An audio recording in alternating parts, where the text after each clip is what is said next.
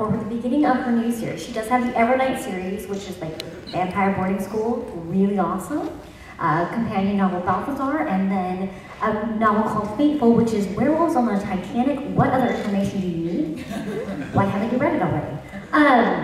So Spellcaster is the start of a new trilogy for her. It's about a young witch named Nadia, who, just as she is on the cusp of coming into her powers, loses her instructor, who also happens to be her mother, and moves to a new town that is a very, very bad place. Which is really good for the story, because if it was like San Diego and she just hung out on the beach all day, it would not be quite as interesting.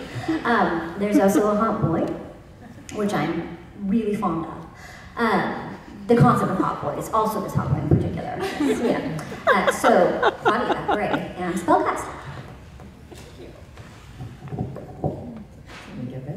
I am sitting next to Debra Driza, who is, this is her debut novel, and it took me, I don't know how many books and how many tours to be half as together as Debra is with this already. I have a much gentler slope of the learning curve. Hers has gone straight, but Mila 2.0 it has a touch of science fiction to it, even though it's set in our world. Mila is trying to go on and live her life. Her father has died, she's grieving for her father, and her relationship with her mother has become very strained. I know a teenage girl's strained relationship with her mother, what can you do? But she has all these memories of this great relationship with her mom. What's happening here? And essentially she discovers Mila is not any ordinary daughter, and her mother is not her mother. Mila is an android. And she has to discover exactly what that means, what she's instructed to do, and all the damage she can do, which, trust me guys, is a lot. Despite the fact that you have all this incredible capacity for violence, Debra has not unleashed any of this on us yet. There's still time. The night is young. So Debra Driza. Sitting on my right is Dan Wells, who doesn't have his hat on tonight. Wow. Okay. Usually he has a hat. Anyway, his series is The Partials. Well, it's actually called, it's not a trilogy, it's called a sequence, The Partial Sequence, because it sounds more sci-fi, like DNA coding. And it takes place 11 years after the world has ended. And the main character is Kira. And one of the things that I have picked up from listening to him all this time is like he's really fascinated about how, in his world, the world has ended by a plague, but so everyone's stuff is still there, and how the stuff will deteriorate over time. Like he did a lot of research into that, which is really fascinating to me.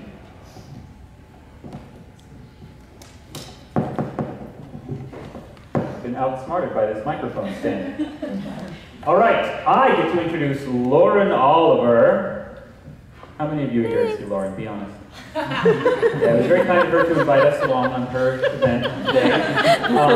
Lauren is fantastic. This is the second tour that I've done with her. She's very nice. She also writes great books, and she is here today with Requiem, which is the final installment of the Delirium Pandemonium Requiem book. It is a world in which love is considered a disease and has been cured.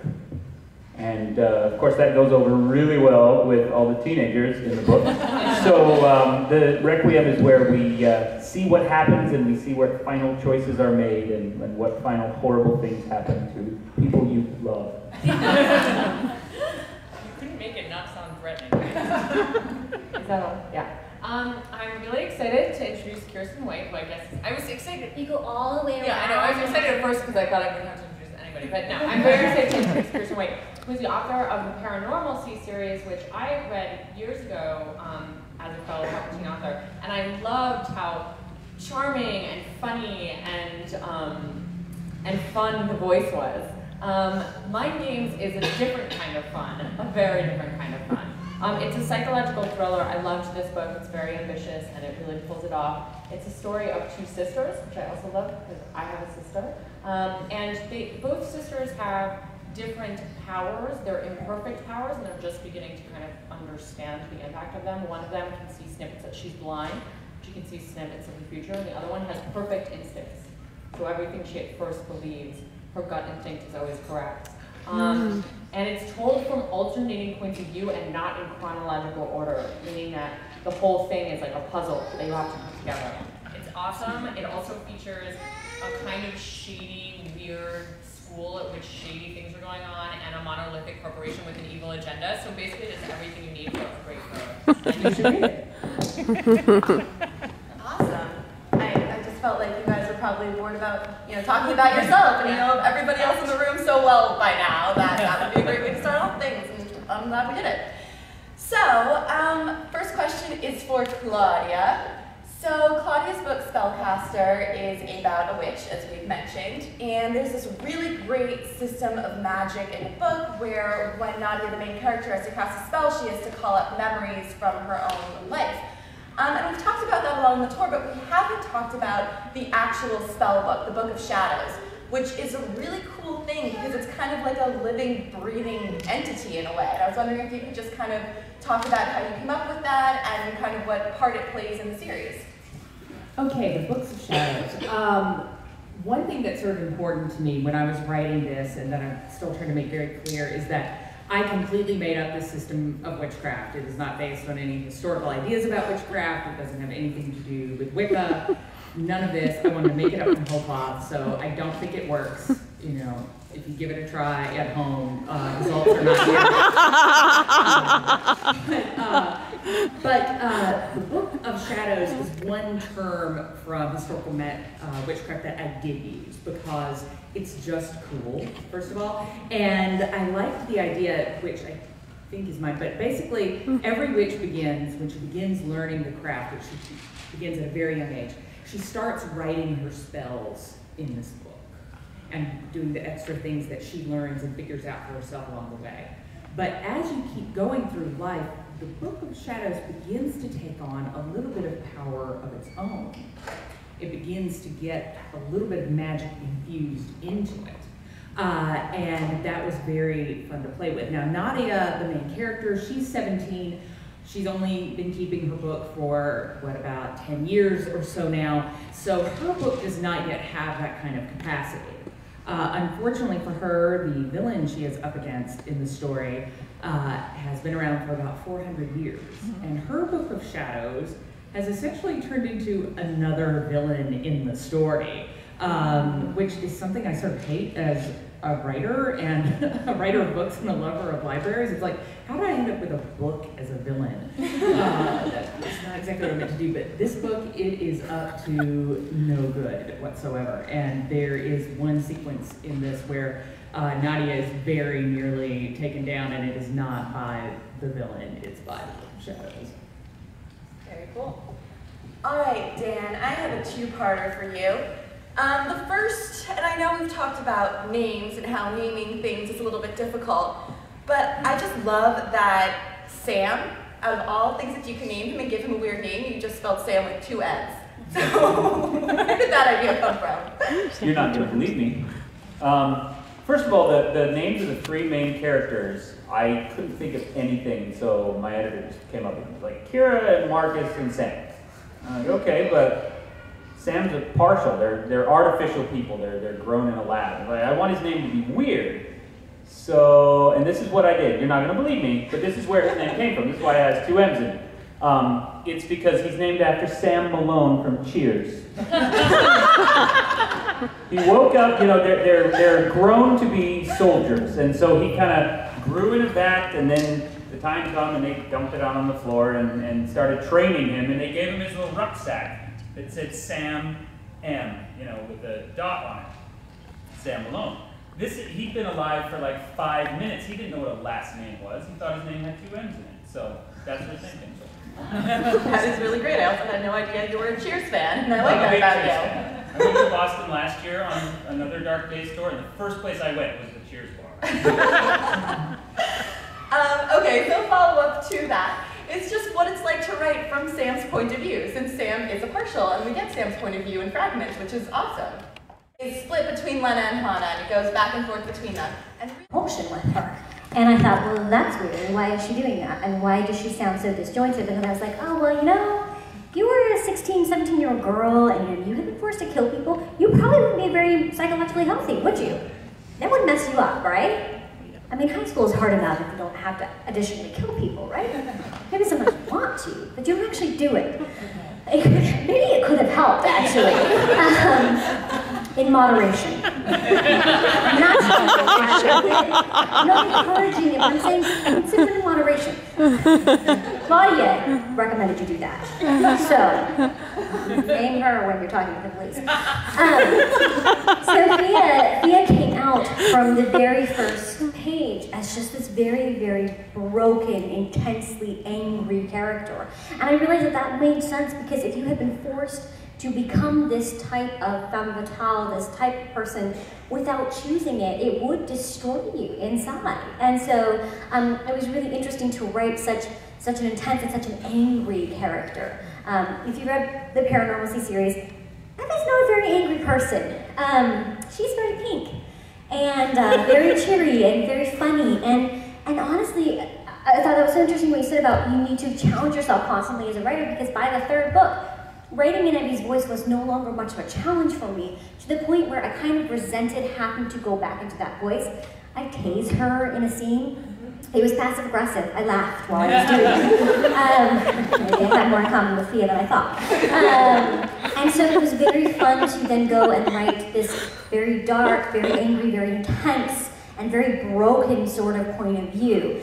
She's very stream of consciousness, but it's balanced by the other point of view in the novel, which is her sister Annie, who is very grounded and who is very thoughtful, and who actually, I personally think, is the more ruthless of the two. But she has not been forced to do these things that have just broken her down as a person. So it was really fun. It was also fun then giving this book to people that love me, and my family members. Not just like random people, hey, do you love me? Here's a book. I'll let you do that too. And you love me? No, I'm just kidding. And so, you know, each of my sisters independently, and I have 3 sisters, that's the reason I can write so well about sisters who both love and hate each other at the exact same time. Each one of them independently, as they were reading, texted me and said, I'm kind of scared of you now. So, you know, a little bit of insight into a part of my brain they didn't get to see in the Paranormal series, but it was really fun. I don't know if you guys all caught this, but the way Kiersten said that, it was like Fia was fully developed. Like she didn't create Fia just appeared with this tick. And that's come up a lot on this tour, and it's kind of amazing how all these writers just have these fully formed voices in their head that then they put on paper, and it's crazy in every sense of the word. Deb, so Mila 2.0 is about a girl who quickly discovers that she is in fact an android and not a girl at all. And it's crazy because when we meet her, she's grieving over her father's death, and she has all of these memories of her childhood. And then when she finds out that she's a robot, she realizes that all these memories have just been completely fabricated for her. And I'm kind of wondering what you think the connection is between memories and humanity and teens and robots, and kind of what that story is there. Do you want to throw it? And just if you could answer 3 words or less, that would be great. Androids rock. Yes. I'm still trying to process that question. And really anything that's a connection between memories and robots, I guess. Because that's kind of cool. Why give a robot memories, you know? Well, she has memories because her mom wanted her to think she was a teen girl. Her mom stole her from the military because her mom helped create her. She is an android with human emotions, and then her mom, you know, supposedly got too attached and stole her from the military, and they're hiding. And so she implanted these artificial memories so that Mila would think she was a normal teenage girl and blend in. And so clearly when Mila finds out that these memories are not really hers, she feels a lot of betrayal. I mean, this is her life. She thought she had it. It's not. In fact, she has only technically been alive for a few months, so not like since she was 16. So I think that would be really upsetting, you know? Yeah. Does that answer your question? You guys all satisfied? Okay, great.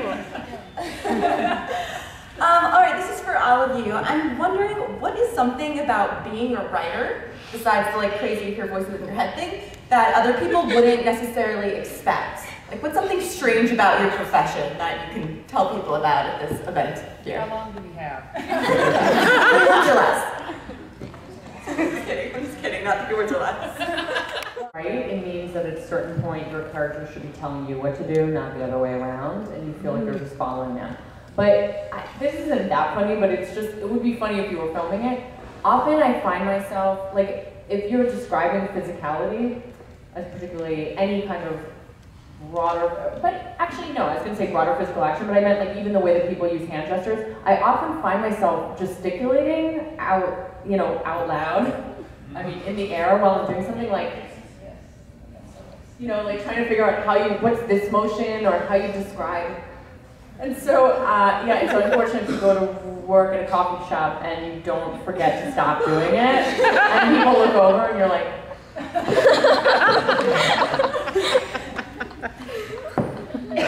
I think, well, maybe not. Does this even work for me? It only works for me. Does it work now? No. I'm just going to speak loudly. How's that? I know from some people, not everyone, but some people have this impression of authors leading this very glamorous life. We travel a lot. You know, we get to go different places and we get to mingle with other authors. And, you know, the authors that I grew up reading, they were such celebrities. I'm like, they must live the most fascinating lives. Let me tell you guys what my fascinating life is like. I work in my pajamas in a home office. Sometimes I will go days without even stepping outside if I forget. Oh yeah, there's a sun. I need to go see it every now and then. It can be an incredibly solitary thing unless you kind of remind yourself, oh yeah, I need to go hang out with other human beings every now and then. And then we come on a tour like this and we're all sick of each other. We're not. We actually love doing this, but it's a lot of fun.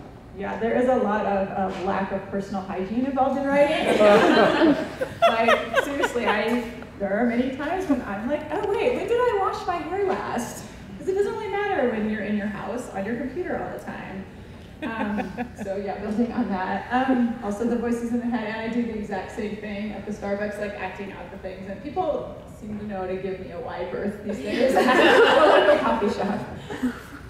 I think it is linked to the wild gesturing, but it's not quite the same thing. I guess the idea that writing always means sitting and writing, and for me, writing is about 1/3 sitting and writing, and about 2/3 pacing around, talking to myself like a crazy person. You're like, what you do that? No, I don't think you do that.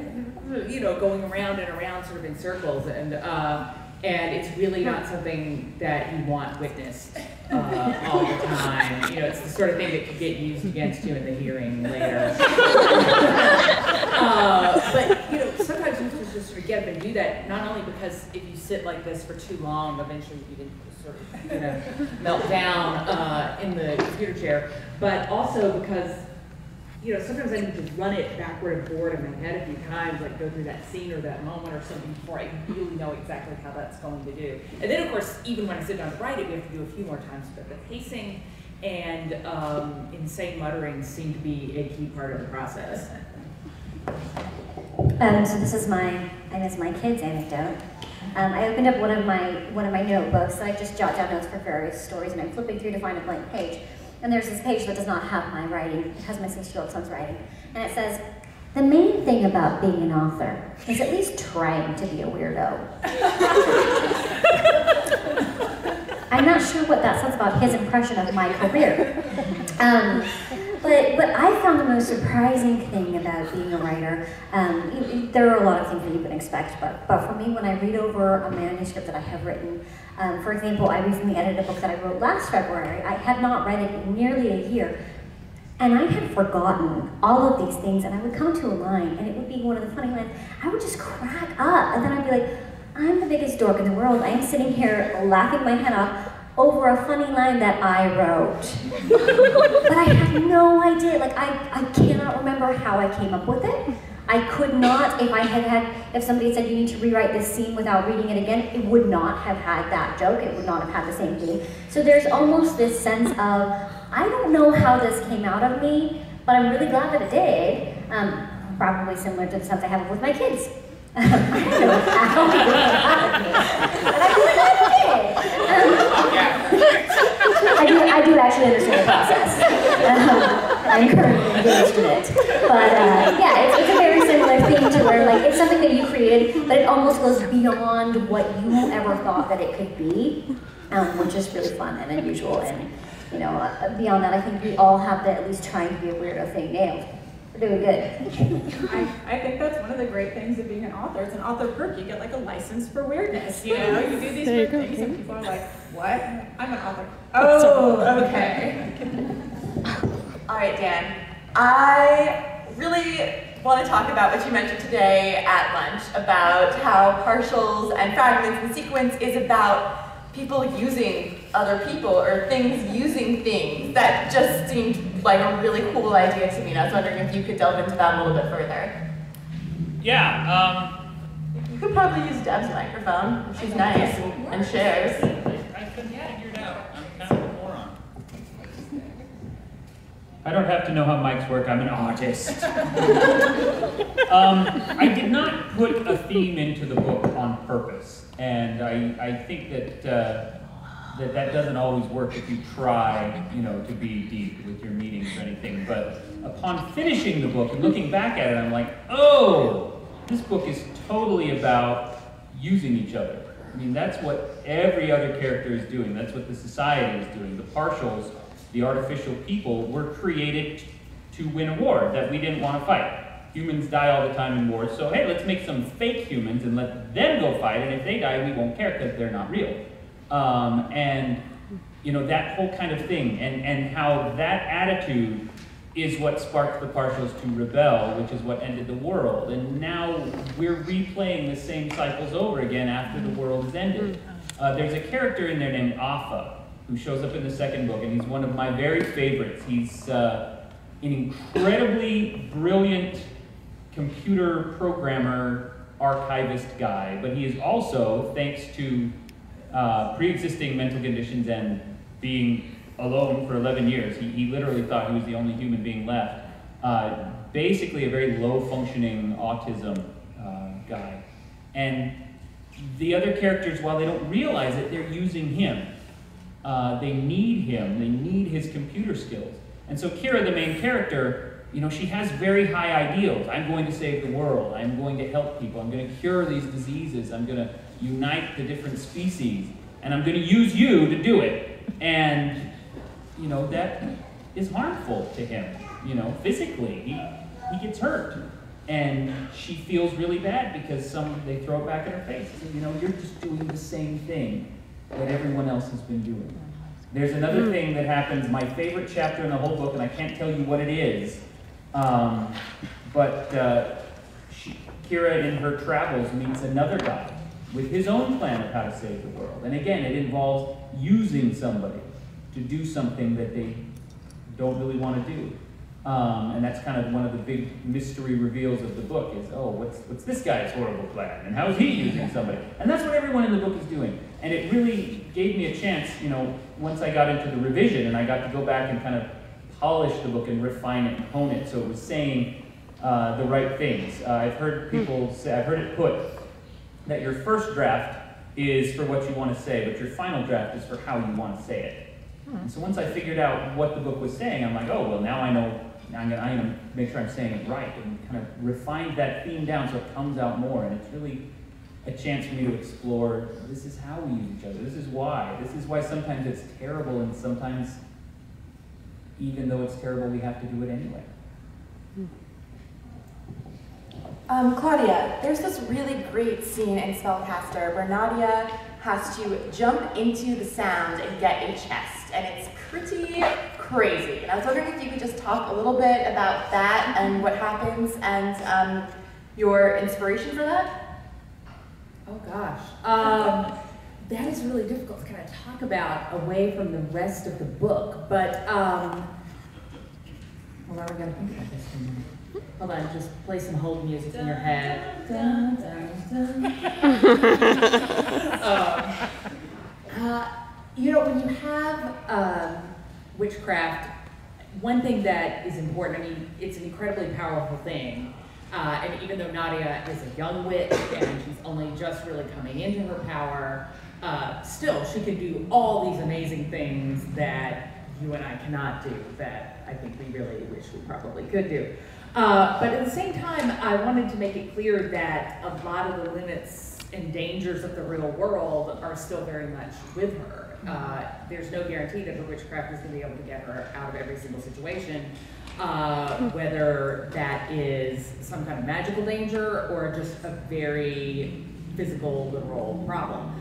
And having to go diving in the sound, she's looking for another Book of Shadows, actually, which has been hidden down there, and it's an ancient book that she thinks might be able to help her in what she's doing, going up against this really ancient evil in Captive Sound.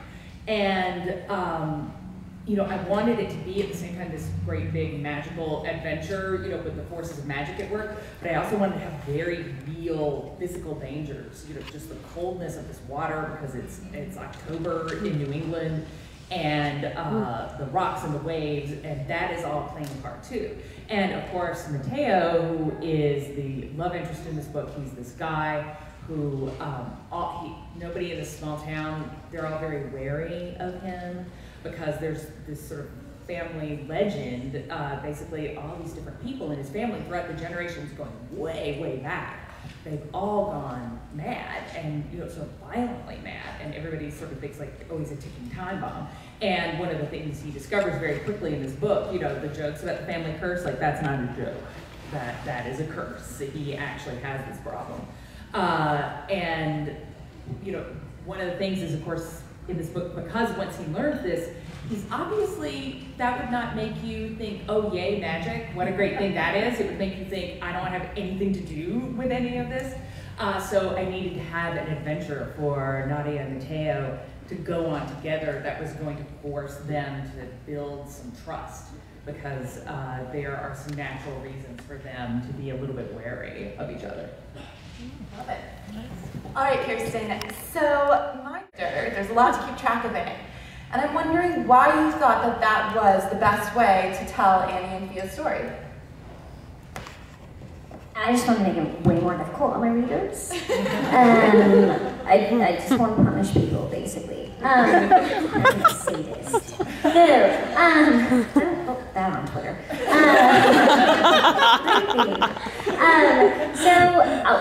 What I wanted to do with Mind Games was I wanted a challenge. I wanted to write dual point of view, and I wanted to write in a non-linear structure. Because I had read some books that I felt like were really interesting stories told using those elements, and I thought, I want to try that. I bet I could do that. And so I did. I loved the way Lauren said it's like a puzzle. And so I wanted to be telling a story that's happening. So you've got the present day story that starts at this point and goes up to the climax. And then after every present day chapter, you get a past chapter that sort of answers questions that are raised in the present day story. So you'll think a character is one thing, and then you'll get a past flashback that will suddenly reveal them in a new light that shifts the way that you have to look at them. And I love that sort of storytelling where you do get these moments that change everything, or that answer a question that you've been carrying for several chapters. That being said, I do label every chapter very clearly. It's not hard to read. And it doesn't go out of order. You've got a Fia chapter in the present, and then you've got a Fia chapter in the past, and then you've got an Annie chapter in the present, and an Annie chapter in the past. And so you've got both storylines kind of rushing to the same conclusion where they meet up. By the way, don't ever do that to yourself in the first book, because then you go to structure the second book and you're like, what do I do? Clearly, I hate myself far more than I hate my readers. Just kidding, I don't hate readers, not even a little bit. I adore all of you. But yeah, basically what it boiled down to is that I wanted to challenge. 1%. I'm just giving you so many good quotes in this one. Harper is going to be so pleased with me. Here she is a sadist who hates her readers and herself. Hashtag Kickstarter, so don't forget. You can win a gift card. So, you know, she might be able to ask me the question. This is actually me trying to sabotage Allie. Yeah, I wanted a challenge. It was challenging and engaging for me as a writer to structure it that way. And I hope that as a reader, it's challenging and engaging and just adds more layers to the story that I couldn't have done it another way. No, it's really cool. And I meant to suggest that that was a very interesting way. Why did you do that? No, but that was the best way. And how did you come up with the idea that that was the best way? All right, Deb. So going back to Mila's self-discovery. So it is her mom who tells her that she is an android, and her mom is in fact the scientist that created her. And I think it's pretty crazy that Mila gets this big piece of news from somebody who she trusted so much and put so much, I guess put so much love in, if that makes sense. So how does that affect Mila later on as she realizes that the person who she trusted had this great big secret from her? Am I supposed to know the answer to that? Actually, I mean, it's kind of her mom that reveals it, but it's also kind of the military leader that reveals it too. He actually gives her the information via a recording, and then her mom is the one that breaks it to her. But I mean, it definitely affects the relationship. First of all, she finds out that her mom is not technically her mom. And so Mila is very, sort of from that point, a little distrustful and resentful, and then they have to go on. This is the end of a trilogy for you. Please share your thoughts and your feelings about saying goodbye. We want you to cry. Your innermost secrets. I don't know. And then also, on the flip side of that, the continuation of Delirium into a very cool TV show. Yes, that is true. Yeah, I mean, It's not just you. I'm really sad. I'm actually a lot sadder than I thought I would be. I mean, at the first, when I finished Requiem, there was a sense of relief because I've lived for many years with the same characters in my head, and it's kind of like going to one long extended Thanksgiving with family members. Everybody loves them, but they're really irritating after a while. But in the same way as with family, I mean, when you spend that much time with anybody and invested so much, and they've taken on for you this external reality, it's really hard to say goodbye to them. I mean, one of the reasons that I first started writing, and I still love to write, is that I wanted access into kind of a private world that would belong to me and that I could kind of take refuge in and that felt safe and happy and mine. And so when I finish a book, and particularly one that I've worked in, I've been writing Delirium for many years, since around 2009 or even earlier. It feels like suddenly having the door closed, of your childhood home, or similar. I also though I think a more appropriate metaphor, I think it's how parents probably feel when they drop their kids off at college. Because there's like a sense of real pride in how they turned out, and there's obviously, there's a sense of sadness and fear about what will come next, but there's also a little bit of relief.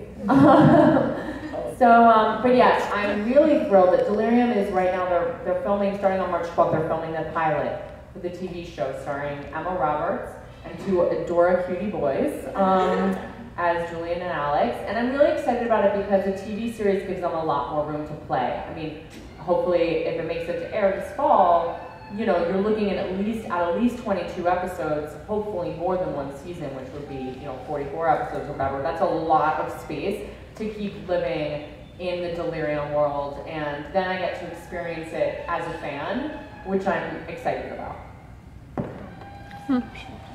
All right, I'm going to open this up to the audience. So if anybody has any questions they would like to ask our authors. Okay, I have another question then. There's always a moment of awkward. Well, I'll let you think for a little bit longer. It's coming, be prepared. So when you're writing a series of books, which is the hardest book to write? Book 2, because you have set all of the rules for the world in this really fun brainstorming drafting of the first book, and then you realize that you have built your own walls and then you have to live in them for 2 more books. and you really regret some of your plotting decisions if you're me. But yeah, so I would say book 2 is the hardest because book 1 is all potential and promise, and book 2 is all expectations. I always say, like, the difference between, like, hoping to write and actually becoming a writer is about the middles. Like, a lot of people, or at least I, was always good at coming up with the beginning of the story and thinking of a great end of the story, but I didn't get to really complete things until I could get through the middle of the story.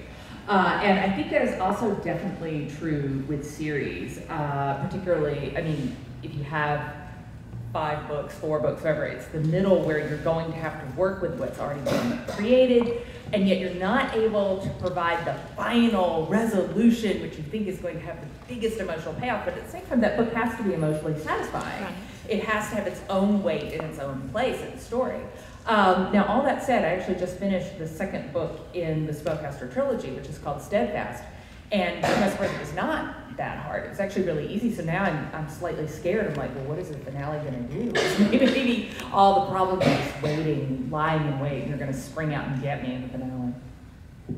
Well, I feel like I'm on draft 254 of book 2 right now, so I'm going to say book 2. But if you ask me again next year, I will probably say book 3. Yeah, I have an atypical answer. I think all of them are equal. I felt like every book I ever write, when I'm writing it, I think is the worst book that's ever been written. And I find major problems and difficulties, you know, in different ways. I mean, they're all gratifying and challenging in different ways. So I think writing books is just hard. That's the end by Lauren Oliver. For me, it's always the last one in a series that is the hardest because it has to work. It has to be the best one of the series. It has to take everything you've done in the others, and like Lauren said, it has to be the same, and it has to be better, and it has to bring everything to an awesome conclusion that just blows everybody's mind. And getting all of that in one place at the same time in the right way is super hard. But when it pays off, it's fantastic. All right, back to you, audience. And if you don't want to stand up and use the microphone, I can just repeat your question. Yes? What's the hardest thing about starting a book? The question is, what is the hardest thing about starting a book? Starting a book. Actually, that's like the only part about writing that I don't find hard. Like the only thing, because you get a new idea and it's so exciting and there's a voice in your head and you kind of can sit down and flow with it. And then, you know, those middle sections, I always kind of compare it to a marriage, and you're like, right when you're in the slog of a book, there's like some like pretty little new book idea with a skirt, like dancing along the edge of your vision, and you're like, but I should be writing that book idea, and your book is like sitting smelly on the couch. But starting a book is usually for me, if it's the right book, if the voice is there, basically when I know I have to write, it's because the voice starts speaking in my head, and unless I start writing it, it's just, well, I would actually probably go crazy. I was going to say the same thing, actually. The hardest part about starting a new book is knowing that you have to wait and finish the other book you're already working on. Because you always have like 27 ideas. And so I keep either a notebook or a computer file or both, depending on where I am and what I'm doing. That's, I just got... Previous books, I started in the wrong place. My first book was a middle grade novel. Its greatest distinction was that it was the single most boring middle grade novel ever written. That takes skill. To write an entire children's book about 2 kids going back in time to help King Tut regain his throne, and nothing happens in the entire book. I mean, how do you write that? It's talent. And so the entire first chapter was the main character thinking back over the last couple of years during which his mom had a prolonged terminal battle with cancer. For kids, right? What 10-year-old doesn't want to read about that? All of them is the answer. All of them don't want to read about that. And I did that with several books. So that book, the entire first chapter needed to go because, wow, why did I start it there? My next book was my first young adult novel, and I started, and she gets kidnapped on the first page within like 3 paragraphs. And so you have no idea who she is. You don't care. You're not emotionally invested in her as a character. So why would you care? And so I had vacillated from the entire chapter, first chapter being backstory that could be inserted in much more interesting ways had I actually been skilled as a middle grade writer, which I wasn't, still wasn't. And then to starting the book so fast that there was never any chance for the reader to find something to hold on to and to care about. And I find a lot of beginning writers, because you need to establish for yourself who the character is and what the world is, the entire first chapter can almost always go, because it tends to be very backstory heavy, which is totally fine for a first draft, as long as you can recognize that and in later drafts cut that out. So. Yeah, I think starting out books is really easy, but the problem is you have this, for me at least, you have this notebook of all these ideas that are taunting you when you're writing the other book, and so I start this book, and then I start that book, and then I start that book, and it's like, really, okay, which one do I stick with now? And it's so hard sometimes to nail down which direction, which story to go with. Yeah, I always joke that every single writer's best book is the next one they're gonna write, because it's hanging there all shiny, you have all the beautiful ideas, and they have not yet collided with your keyboard and revealed all the horrible glaring flaws that are going to show up in that process. I would say probably the toughest part for me is getting in touch with every single character's voice, because it always works out, because I have an idea of who these people are before I begin writing, and it always works out that while some of them, God love them, just step right out and they are themselves on the very first page, some of them are a little more reluctant, and it takes a little while to get to know them. And with my first book, I had written about 3/4 of it before I really knew who Lucas was, and then I had to go back and fix everything. You know, and then sometimes it's wonderful. I remember when I wrote Faithful, I thought this one was going to be really, really tough. And Tess, the POV character, she was there for the first paragraph. And I was like, oh, thank you, Tess. So I always love her. Nadia in Spellcaster, she was very elusive. I actually changed her name several times because I was like, maybe I don't know her yet. Maybe I'm calling her the wrong thing. You know, I had to keep searching around until I could get to her. And, you know, sometimes characters just take a little while to fully manifest themselves. And for me, that is the toughest part, when I'm not connecting with, I'm not communicating with that character the way that I need to be. And there's no telling how much writing it may take to get to that, and you just have to go through it. All right, another question? Yes. What is your favorite book? What's your favorite book? Spellcaster, Mila, I honestly, I do not know a writer or a lifelong reader who can sincerely say they have a single favorite book. If you want me to go genre by genre, no, I mean, I have a lot of books that affect me that I think are really amazing, but I could never say I have a favorite. Yeah, when you read all the time, and I'm one of those people, I have my Nook in my purse, and I have a book by my bed, and a book by where I eat breakfast, and a book ready to go in my purse in case I don't have the Nook charged at some point. You know, it's picking one favorite book is sort of like saying, what is the best time you inhaled oxygen? Like, what was the, you know, it's all so necessary to you. I will say, I was joking about this the other day. One book that I read as a kid that has stayed with me forever is A Little Princess by Frances Hodgson Burnett, which when I reread it as an adult, when I read it as a kid, I was like, I hate Miss Magic. I hate her, she's the villain in that story. And when I reread it as an adult, I was like, I'm gonna see it in a whole new light. And in a lot of ways I did, and there are actually a lot of very interesting things in that book because the main character, Sarah, is a storyteller. And there are some things in that book that are truer about writers and people who love stories and who love to tell stories. There's such great insights in that book. And I noticed that when I read it again, and also I was like, I hate you, Miss. Because I do. I have a complete, I can't look at that in an adult's nuanced way at all. I hate her.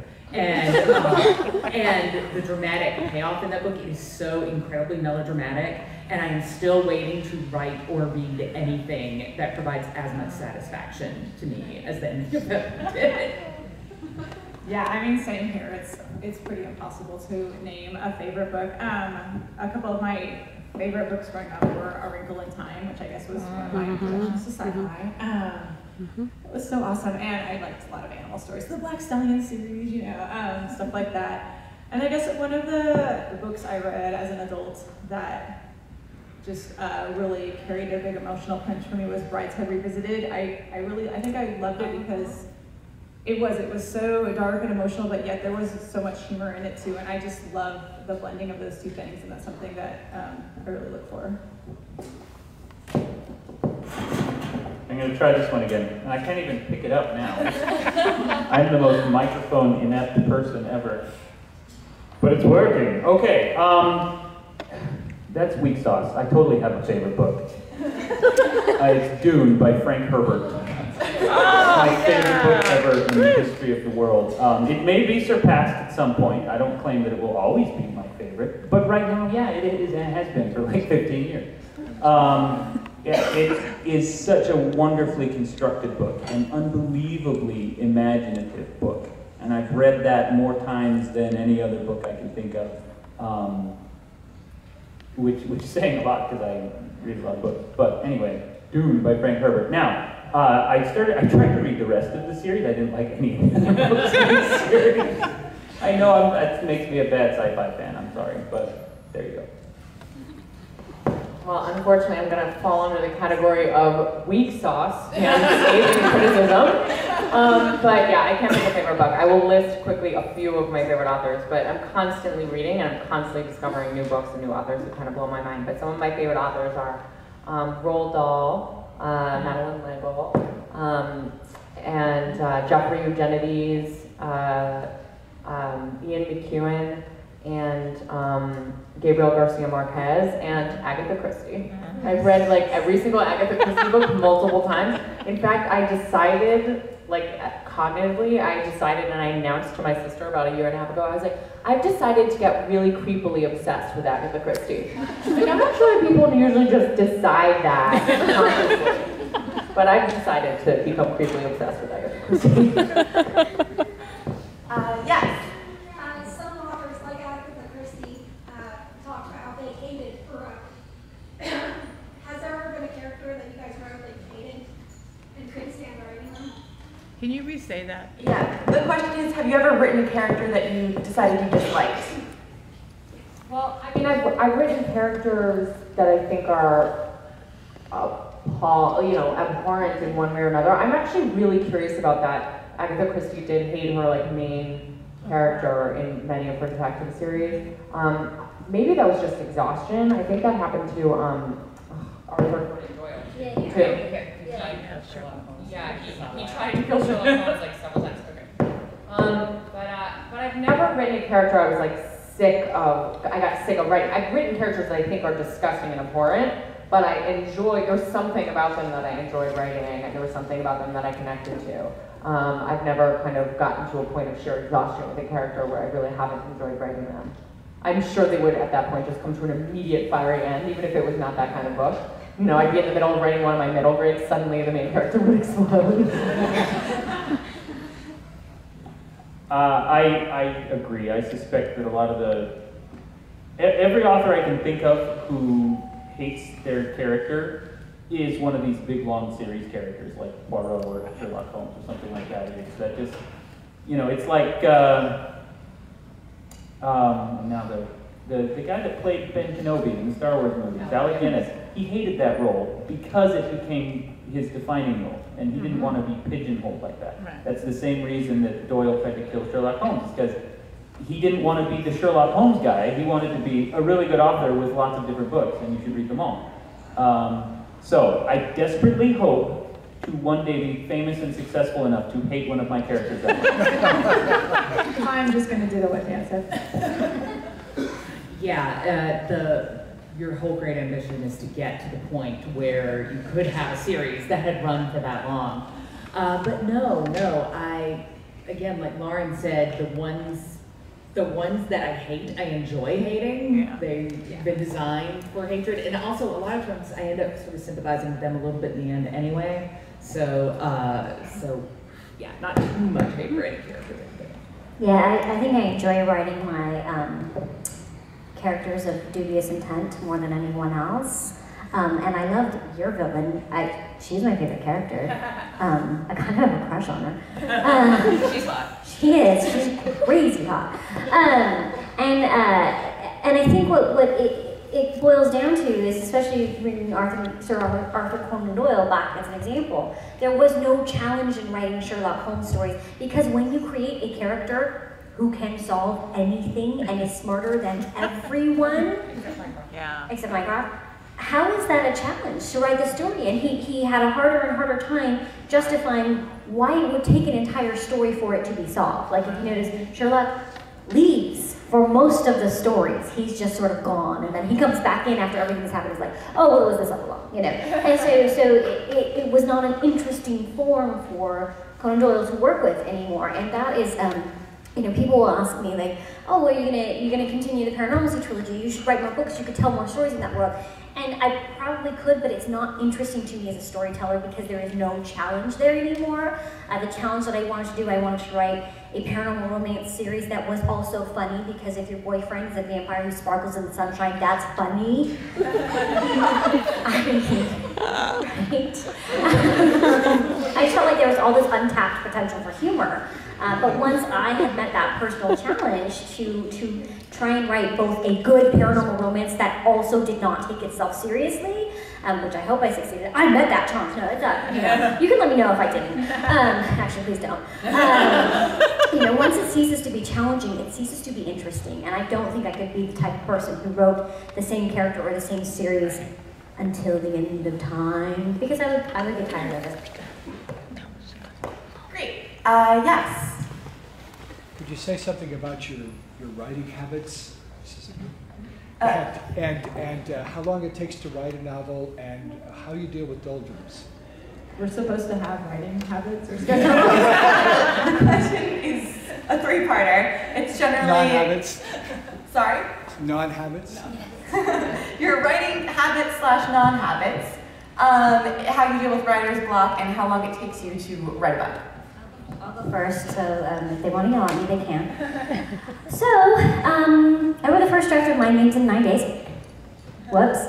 But it was informed by 2 previous failed novels and 15 years of daydreaming. I have another novel that's coming out next fall that I wrote the first draft of in 7 days. Paranormalcy was 3 weeks. Each sequel was progressively longer, and then my book that's coming out this fall, The Chaos of Stars, took me a little over 18 months. Several times of writing 50 or 100 pages and completely throwing them away and starting over. And so the thing I think you could say about writing is it's never the same. Even if you're writing a book in a series, it's the same character, it's the same voice.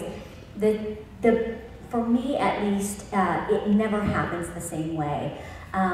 Typically, I write on my laptop, curled up on the couch, because my feet don't touch the ground in most chairs and it's not comfortable. Surprise, surprise. Most adults, if you are a teen, I recommend hitting the 5-foot mark and then surpassing it. Just, you know, FYI, you should. So I write at home, curled up on my couch on my laptop, but I have found with books that I'm having a hard time writing, when I am in the doldrums, when I'm having a hard time, the best thing I can do for myself is figure out a way to disconnect. If you follow me on Twitter, you might notice I tend to tweet a lot. Occasionally. I mean, I only have like 40,000 tweets, so it's really not that excessive. Whoops. And so when I was writing this book, the one that I had to keep starting over that was so difficult for me to write, I ended up turning on my computer and sitting outside and writing it by hand, because that was the only way that I could disconnect and fully immerse myself in the story. So really for me, it's a very, very book-by-book process. How long it takes, how it happens, what goes into it. So really the only thing that I have in common with all of my books is it has to be a voice that is deeply engaging to me and that I can't turn off. Because no matter how good I think the plot is, if I can ignore the voice, it's not engaging enough, the book has no soul, and I won't write it. Let's see, for me, in terms of writing a book, it varies a lot. My first draft time of actually sitting down and writing is usually about 3 to 4 months, but I'm a big planner in advance, and I really feel like the outlining and planning process is writing. I'm just somebody who likes to work out a lot of the macro issues, a lot of the larger character and plot arcs before I get down into the prose. which is just how I like to do it. I mean, what was it, the saying, if you ask 10 writers how to write, you get 11 answers. And really, I think one of the biggest things about learning to write is learning who you are as a writer. What methods are productive for you. Some people that may be getting up and writing however many pages starting at 6 in the morning every single day. For some people, that may be a much more varied process. The trick is figuring out you, like what gets the words out of you. That's the right way to do it. For me, I tend to sort of day to day, I don't have a set regimen, but I find that it works very well for me if I sort of alternate. I'll have really heavy days where I'll write many, many hours, and then maybe the next day I'm only going to write for a couple of hours, and I sort of read back over what I had and consider that, and then kind of go back in a little bit heavier. I have no idea why that is. I have no, really meaningful rationale I can give you for that. Maybe I just have to get out of the house every other day, and that's the real reason why.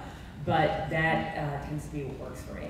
And as for writer's block, that is something that, for the most part, like I really feel like that is a thing that we create and empower much more than it really is. Everybody hits dull moments. Everybody hits moments where you're just not sure what you want to write next, or you're writing it, but it just seems like you're writing page after page of the most boring stuff in the history of mankind. Which sometimes I actually do. Yeah, and you may be correct in that feeling. You may be on something. But everybody hits that, but I think the danger is when instead of saying, okay, I'm going to come back to this tomorrow, you go, I'm blocked. And then all of a sudden it's this huge melodramatic, the violins start playing in your hair that's all wild and Beethoven, and you're wearing a black sweater, and you're a tormented soul and you can't write.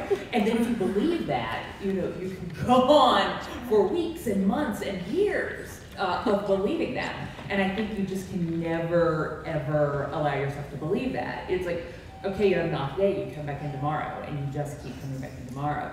And eventually you're going to shake out of that. And I have sometimes discovered, not always, but sometimes when you write and you're not feeling good about it, sometimes you come back and you look at it and it's really not good. Occasionally I've come back and looked at it and the writing is actually fine. Like the problem with it that day was more in my connecting with it, or maybe I was just in a bad mood and I wasn't able to appreciate what was going on. So yeah, my main advice for writer's block is don't believe in it. It's sort of like a ghost or something like it. If you pretend you can't see it, then it can't see you. That kind of thing. Just don't give it the power.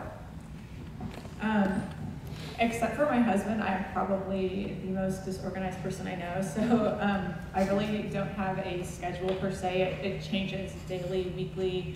Some weeks I will write maybe 6-7 hours a day, and then I will go for a week without writing at all. And my kids appreciate that actually. But yeah, it just varies for me a lot. Like I'm not someone that has to that does sit every day and write a little bit, although maybe I should try that technique. As far as first drafting, it typically takes me like 2 to 4 months to first draft, but the entire book is not done for a year, so you do the math on how long I'm revising after that. But that is also goes hand in hand with the writer's block thing. I found when I'm first drafting, and if I start reading back through what I wrote while I'm first drafting, my critical voice goes on. And then when my critical voice goes on, I start second guessing myself and I slow down and I start revising, and then I sometimes I'll get like stumped, and then I'm like, oh, I don't know if I should go on. So the thing that works best for me is to first draft as fast as I can, not worry about if it's absolute garbage or whatever, just get the story down, and then I can always go back and revise, because you can always revise, a crappy first draft, but you can't revise words that aren't on the page. One of the obnoxious things about writing is that when you get right down to it, the answer to every question about writing is just write a whole lot, and eventually you'll get better at it. And you'll learn what works for you and what doesn't. I have written, now nearly 20 books, I think. Not all of them published, not even half of them, because most of them are terrible. But in the course of doing that, I've learned, what I'm good at and what I'm bad at, and how I can shore up my weaknesses on the bad stuff. One of those is endings. If I don't really, really plan ahead, my endings will be terrible. And so I have learned from experience that I need to provide myself a pretty good outline. I need to figure out where my book is going to go, and then from that point, you know, build a little map of how to get there. And so I usually have a little chapter by chapter outline that I work from. So I just pull that open in the morning and go, oh, okay, chapter 5, this guy's going to kill that guy. Okay, I can write that. And then I just write it and do whatever I want. That will often change. No plan survives contact with the enemy. But that's how I start, and that's why I do it. Writing block is the same way. I've learned over long, painful experience the reasons that I tend to get blocked and how to overcome it. And so, again, that's the obnoxious truth, is practice and write and write and write and write and write and write and write, and eventually you'll find out exactly how you personally can solve all of those problems. Agreed. I am slightly different from other people on this panel only because I'm like very, very regimented in how I write. I write between 1,000 and 1,750 words a day, and I write 1,000 words if I'm working on one book. If I'm working on 2 books, I do 750 of the primary and 500 of the secondary. If I'm working on 3 books, as I currently am, I do 750 of the first and 500 of each of the others. And that's every day. I occasionally take a day off if I finish a book, but not always. I handed in a book 2 days ago, and I just started writing the rest of the books. So it's just, that's me, that's how I work, that's how I think. If I get out of it, then I have a hard time getting in. Practical resolutions for when you have the doldrums, which for me, it's actually really difficult. For somebody who writes every day, it's really difficult for me to get myself to write every day. But practical, I actually have found that, you know, that feeling of block, that feeling of resistance is usually what happens when the critical voice drowns out the voice of your actual story, so it's louder than the voice of your actual story. And 2 things I found that help me is I'll either write by hand, because it feels less official. Like I'm like, oh, I'm just brainstorming, so it doesn't matter. Or I actually write on a computer, but in all caps, because again, I feel like, oh, this isn't real writing. I just am brainstorming, so it doesn't have to be good. But then I usually find that afterwards, the writing's fine, so I can often just go back and transcribe it into normal time. So yeah, those are just 2 practical things. And for me, it takes me about 8 months to do a first draft of my books, and then I spend another 3 to 4 months revising before I turn it in. They want to know if any of your books that are displayed for the tour, if any of them had a different title than what you ended up with. So the question from Twitter is, if any of the books originally had a different title than the title that you see before you now. We were thinking of Android Girl's Dream of Electric Sheep, but that was No, it was always titled 2.0, so that was pretty easy for me. The working, now it's dead again. I'll just talk really loud and then this will suddenly start working indefinitely, okay? The working title for Fragments was actually Failsafe for several months. And that relates to one of the little scientific thingies in the book. That was what they called the plague that got released. When it turns out that someone released it on purpose, they planned it as a failsafe that was intended to do something horrible. And then they, well, I won't give any more details about that. But I named the book Failsafe and sent it in, and Harper looked at it and said, you know, Failsafe is a great title. Fragments would be an even better title. And I said, you're right. So now it's called Fragments. Spellcaster is what this was always called. I am pretty atypical in publishing. This is my 7th released book, and then the sequels to this are called Steadfast and Sorceress, and I got to name all of them, and none of those changed, and that does not, and the thing is, every single time I've been like, they'll change the name of this one, and then they're like, no, we like it. That is really atypical. Seriously, like this never happens, and I sort of keep waiting for the other shoe to drop. I have just sold another trilogy to them, And even though I think the name of the trilogy is going to change, I didn't have a title for the book, and I said, I'm just going to make up a phrase and throw it on there that I know they won't pick. And now Harper's like, we love that title. And I actually really think it's the wrong title. I would never have put that on there if I thought there was any chance. So I think I would get to rename that book again, and we'll see what happens. But yeah, that normally does not happen, but I guess I've been lucky so far. Yeah, I think that like titling books and finding character names are part of the same cognitive skill that I fundamentally lack. I've never successfully titled one of my own books. And Delirium was actually originally, my working title for it was Amor Deliria Nervosa. And my publisher, Harper, was like, no. Not enough sense, no. So my editor picked Delirium, and then actually I didn't title Pandemonium and Requiem. I appealed to my fans on my blog at the time, and just said I need titles for these two other books. The books weren't out yet. Pandemonium wasn't even completed. Nobody even knew the synopsis, and two fans wrote in and were like, how about Pandemonium and Requiem? And now my dad is joking that if I ever do more, I can just call it Addendum. So I don't title my own books. It's a good thing. I lack that skill. My news actually was my games from page one. I do one of two things. I either have a title from the get-go that is great and gets kept, or I really, really struggle to find a title, and I finally find a title, and then it gets rejected, and I have to come up with a new one. So my games was always my games. The Chaos of Stars had like 5 different titles, to the point where I really just refer to it as Isadora, which is the main character's name. So yeah, it's for me, it's either right from the get-go I have exactly the right title, or it's going to kill me. Which will be the title of my next book. Let's just let you do one more question. And her unborn child. Subject here, great question. Titles are actually very similar to covers in that they're not so much part of your book as they are the mating plumage that is designed to attract new guys to the book. You see it on the shelf and you're like, hey, I want to pick that up. And so, yeah, a lot of people are very surprised to learn that authors don't have much, if any, say in our covers.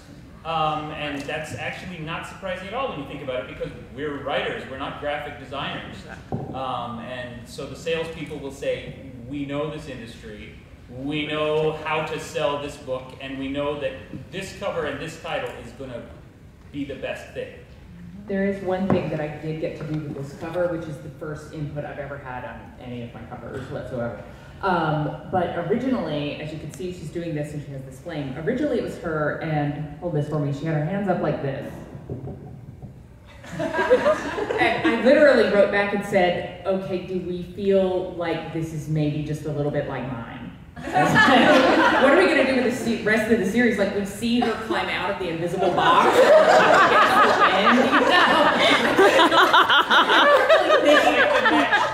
an invisible ball. Yeah, exactly. I was like, I don't really think maybe we have a direction to go there. And so I said, well, what if she were conjuring the flame, which is something that she does in this book. This isn't an illustration of that scene, but she does do that. And to my surprise, they were like, that's a great idea. And so now she does that. But yeah, that is highly atypical. Normally they're like, here's your cover, and you say, my input into the cover was her eyes were originally brown, and I got them changed to green. Okay, thank you guys so much for coming out again. This was really great, and if you have more questions, feel free to ask the authors when you come up to get your book signed. Non-reader.